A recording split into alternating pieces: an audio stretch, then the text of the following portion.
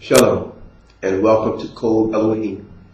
I am Brother Yisrael of Beth Yahweh, located in Baltimore, Maryland. We begin a new lesson today entitled Shema Yisrael. The passage comes from Deuteronomy chapter 6 and verse 4, which reads, "Hear, O Israel, Yahweh, our mighty one, Yahweh is one."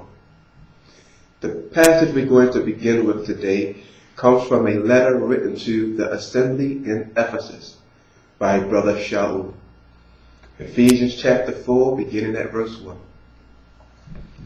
"I call upon you, therefore, I, the prisoner of Adonai, to walk worthily of the calling with which you were called, with all humility and meekness, with patience, bearing with one another in love, being eager to guard the unity of the Spirit in the bond of peace."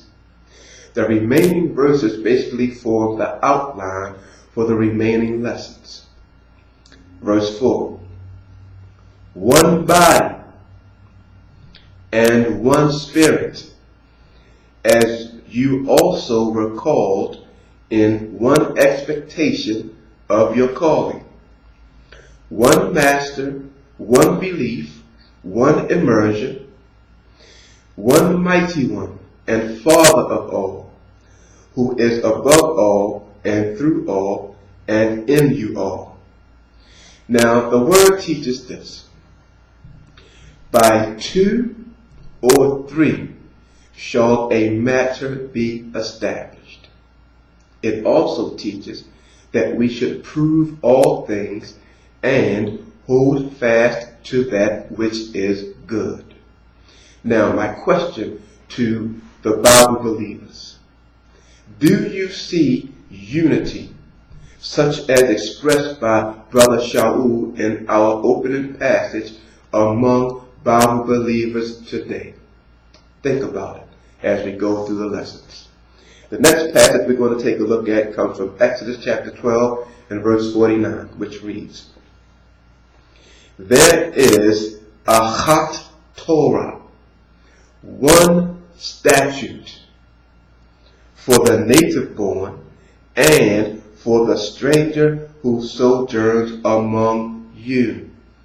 One statute, the scripture says, whether you are naturally descended from Abraham, Yitzchak, and Yaakov, or you come from another country, another people. There's only one. Let's substantiate that. Numbers chapter 9 and verse 14. "And when a stranger sojourns among you, then he shall perform the Pesach of Yahweh. He shall do so according to the law of HaPesach, the Passover, and according to its right ruling. You have Achat Chukah, one ordinance, both for the stranger and the native of the land."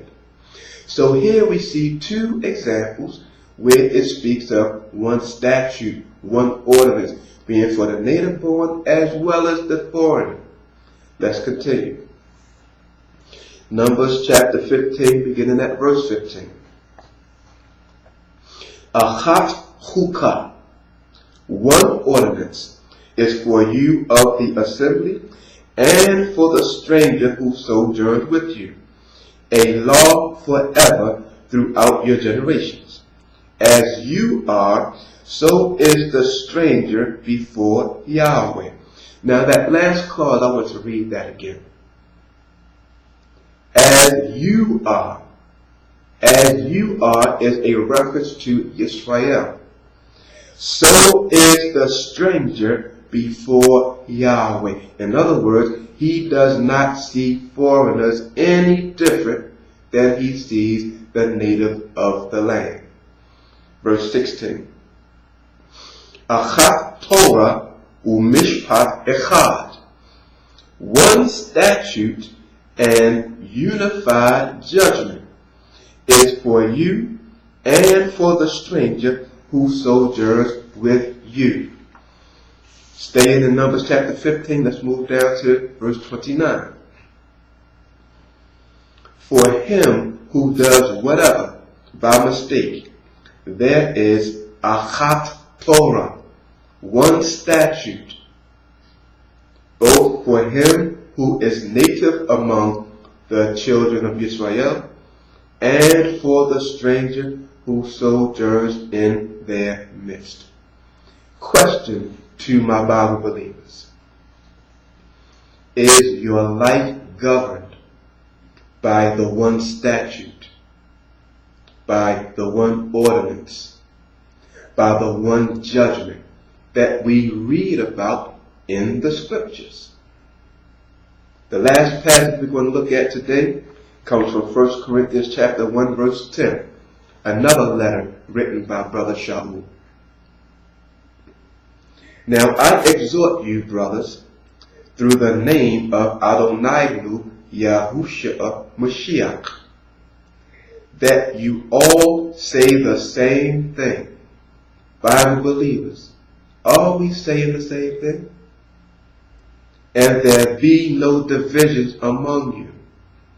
What is the purpose of the multitude of denominations that exist?